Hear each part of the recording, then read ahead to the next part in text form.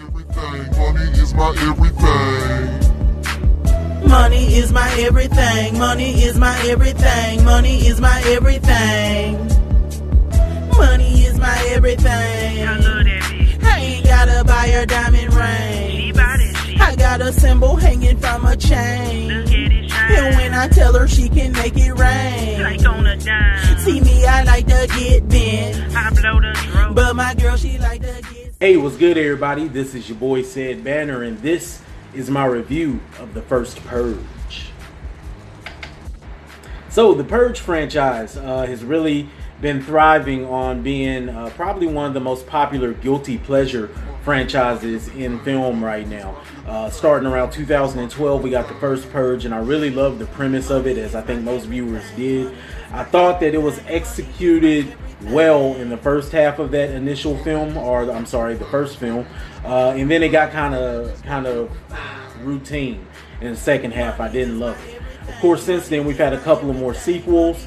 The first sequel I thought was pretty good. I enjoyed it. The most recent one, Election Year, I didn't love, but as far as a guilty pleasure aspect, it was cool. It was kind of a time-passing popcorn type flick.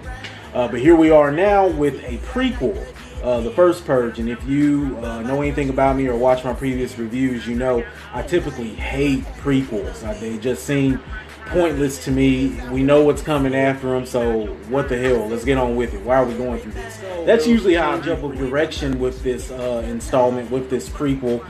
Newcomer was brought in by the name of Gerard McMurray to direct. This is his feature film directorial debut. Prior to this, he had only done some production work on some smaller projects for television. He is a black man, and what I really loved about this film, I'll go ahead and say, is the fact that he definitely brought his own flavor and his own possibly experience or view of politics and current affairs into this genre. And I felt like he did it without being preachy, without being pushy, but just presenting what it is. Now, of course, I may be biased when I say that, being a black male myself. If you are a supporter of the current president, you will hate this film. I'll go ahead and tell you that. If you are a hardcore liberal, you will more than likely love it.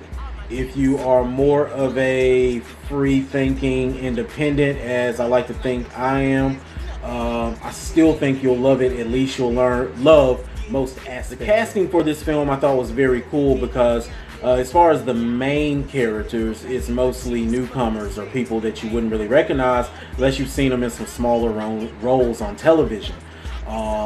But there are a few more well-known faces sprinkled throughout in some pretty pivotal yet smaller roles. Namely, Marissa Tomei is the architect of the Purge. For the time she's in the film, she does a great job. And there are probably 2 or 3 other faces you'll recognize from past films as well.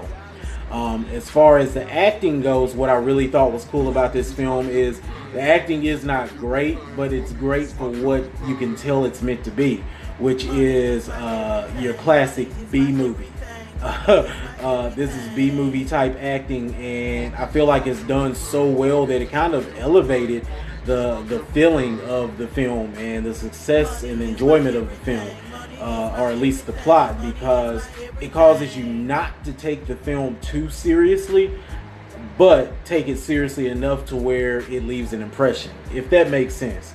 It might not, but when you watch it, I think I always talk about pacing. I absolutely love the pacing of this film. It clocks in at just a little over an hour and a half, and that felt just right. It wasn't too long, it wasn't too short. It was like a short thrill ride, really. It starts off, kind of in high gear, and it really doesn't let up.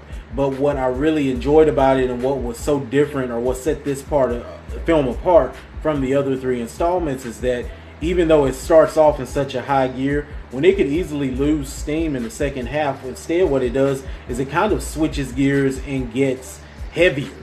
And that's when the more political and the more politically driven aspect comes in. It kind of covers some, current affairs, and I don't want to give it away, but you'll know what I'm saying when you watch it. It really made you get more involved in a film that typically is just your, run-of-the-mill slasher or thriller. I felt like this was the perfect balance of horror, action thriller, and also some nice sprinkles of comedy in it as well. For example, one of the lead characters kind of reminds you of a black John Wick in several scenes, which was kind of funny but was cool also. There's also a character named Skeletor, who is a crackhead fiend who is ready to purge. He wasn't really funny, but it was kind of a cool character because he was so creepy. And he was a pivotal part of this film as well. And as far as cons, really don't have any cons. Like I said, the acting you could see as a con, but like I said, I took it as more of successfully done B-movie acting. So yeah, I really don't have any cons here. The ending is what you would expect it to be because once again, it's a prequel. We know what comes after, but I really felt like everything that led up to it was just really so well done that I didn't care about the ending, man. It was really good. So my rating for the first Purge is, it is the absolute best installment in the Purge franchise. And I don't think that there's any way to argue against that. I really don't.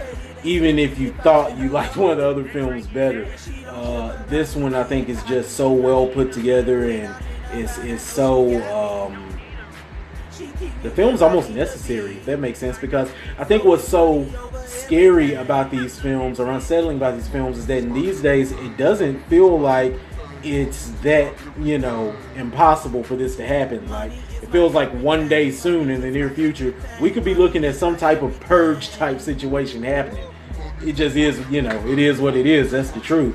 So this movie kind of plays on that, and it plays on several other fears depending on your ethnicity and your, I would say, your social status in this country. So I really enjoyed it. Yeah, that's all I'm going to say about it. So that concludes this review of the first Purge. Until my next review, hey.